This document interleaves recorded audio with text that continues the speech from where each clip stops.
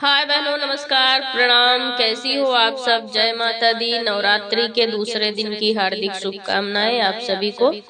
आज मैं लेकर के आई हूँ, बहुत ही पुराना है पचरा गीत। इस गीत को मेरी मामी गाती थी और आप लोग सुनिएगा, कमेंट करके बताइएगा कैसा लगा। चैनल को लाइक सब्सक्राइब कीजिएगा, वीडियो को शेयर कीजिएगा, हाइप जरूर कर लीजिएगा।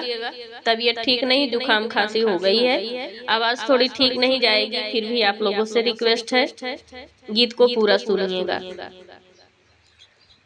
ना दिया वही रे पार बदला धोबियावा, हमारे बोलाए चलाया हो ना दिया वही रे पार बदला धोबियावा, हमारे बोलाए चलाया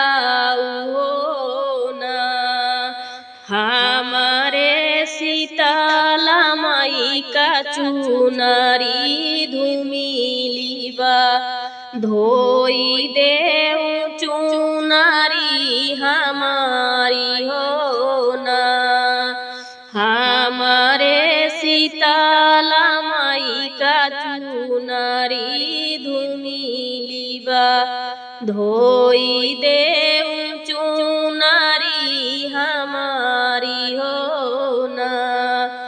गंगा में धोया धोबी, जमुना में धोया झूराया लवांगिया की डारी हो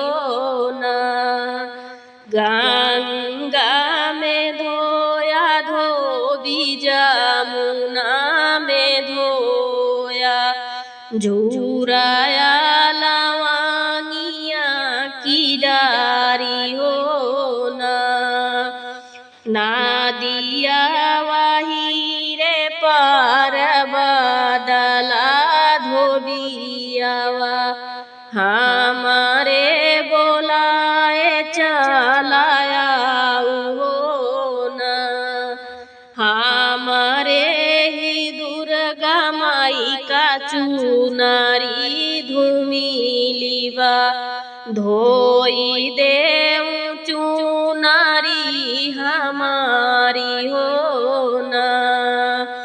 जमुना में धोया धोबी, सरजू में धोया झूराया लवांगिया की डारी हो गंगा में धोया धोबी, जमुना में धोया झूराया लवांगिया की डारी हो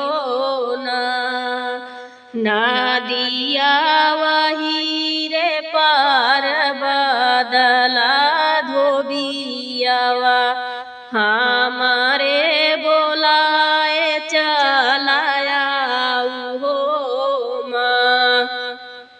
हमारे दुलारी माई का चुनरी धुमिलीबा, धोई देऊ चुनरी हमारी हो